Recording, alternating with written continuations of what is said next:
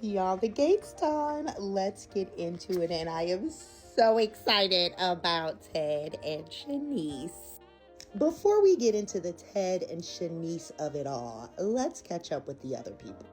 So we opened up at the police precinct, I believe, and Marcel strolls in.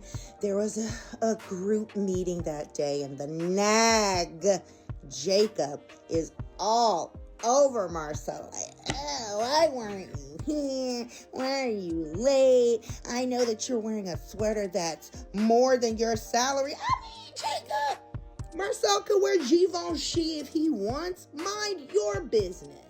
Whatever. So Marcel, basically tells him that. And Jacob also clocks is that blood on your collar? No, it's lipstick. So Jacob knows that Marcel is sleeping with Leslie.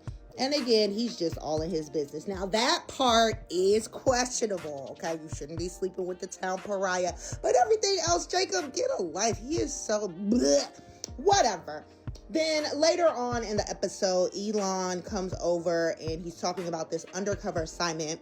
And he's looking for an officer to be a participant. Marcel is being considered, but Marcel is like, unless you're going to give me a new face, because, he's older and it's just not going to work for him.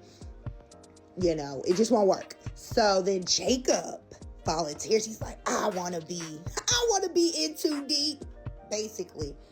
So after a quick conversation, Elon relents and he's like, okay, Jacob, you could do this because it was Jacob's find or whatever.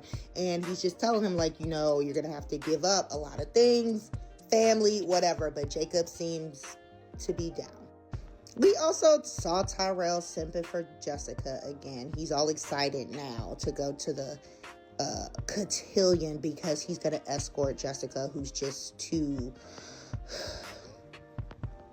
She's just above all of this hoity-toity nonsense. Whatever. So Martin and Smitty just want to make sure that if Tyrell is going to participate, he's going to respect it, meaning he's not going to protest and he's not going to do anything to disrupt it. And he agrees, so that's basically it there. The other major thing to me, Naomi admits to the doctor, because she just happens to stop by and the doctor just happens to be walking out. She admits to the doctor that yes, she does have the BRCA gene. Why is she lying to her family? The doctor is like, you need to tell your family. Like, you have a grandmother, a mother, a father, a husband. And Naomi's just like, no, I still need time. This is going to be what breaks her and Jacob up, because yes, he's a nag with Marcel, but he is 100% committed to his wife, and she just won't let him be a good husband. I don't get it. While Naomi and the doctor are having this conversation, Nicole walks up and the doctor covers. She's just like, oh, I was talking to Naomi about a potential case, and that's that, because Naomi is just not going to tell her family about her diagnosis. Stupid. We also saw Carlton inviting Nicole out for a date so she can, so he can get her mind off of Kial, spelled Kial for the record. We also saw Ted at Orphe Jeans. He's calling Shanice because unfortunately Obelisk is closed because it's being rented out to a private party, and that's where he was supposed to take Shanice on his date. So he wants to invite her to the country club instead. Shanice is hesitant because she's just like, oh my God, that's like Dupree territory basically. And she wants Nicole to be aware that she's dating Ted, and she just doesn't want Nicole to find out. So that's where we are with that for right now. So then Pollyanna Cat comes in. She works my nerves so much. I don't understand why people like this character, but go off. She immediately goes over to Ted. She's like, why did you tell your spawn my business about not having the BRCA gene, blah, blah, blah. And Ted has had enough. And so have I. Ted checked her something good, and I was here for it. He was like, your temper tantrums are not cute anymore. He is human. He made a mistake. Dana was the mistake, and Eva was the gift. Just like you, Kat. and Martin were gifts. And Kat was fit to be tied. How dare you, Father, put all of your children on an equal pedestal? Girl, enough with Kat. This is like, you are too grown to be this bothered. I get it, but move on, because you are giving bitter and miserable at this point while everybody else is moving on with their lives, including Eva. So they had a bad exchange at Orphe Jeans. Ted was like, he is not going to keep apologizing. And they left it at they both couldn't tolerate looking at each other right now. And Kat went on about her business. She then took her gloom and doom over to Nicole's office, just burst in as if she doesn't know how to knock. Because Nicole was like, I know I raised you better than this. But Kat's like, you need to talk to your ex, so he never talks to me like that again. But she's up there kissing on Carlton. So Kat is fine for your dad's bestie to be dating your mom. You don't have no problem with that? Yeah, okay.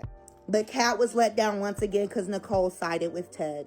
And that was that. So the Kat went on over to Martin's to continue spreading her gloom and doom. And Martin was funny. He was just basically like, giving her advice. And then she said, why won't anyone deliver me from Eva? And he was like, oh, that was your favorite movie. Maybe all three of us, me, you, and Eva, should watch it so you guys can have something else in common other than Tomas. Kat just played that off. And then Samantha came down, and Kat was like, she was there to help her prepare for the cotillion. And then they start talking about her situation with Eva. And Samantha has the good sense and maturity that the Lord gave her, and that Kat needs as well. Sam suggested that, because growing up, she and Tyrell used to do this Freaky Friday thing in terms of they would try to put themselves in somebody else's shoes to understand how they feel so they could regulate their own emotions about it.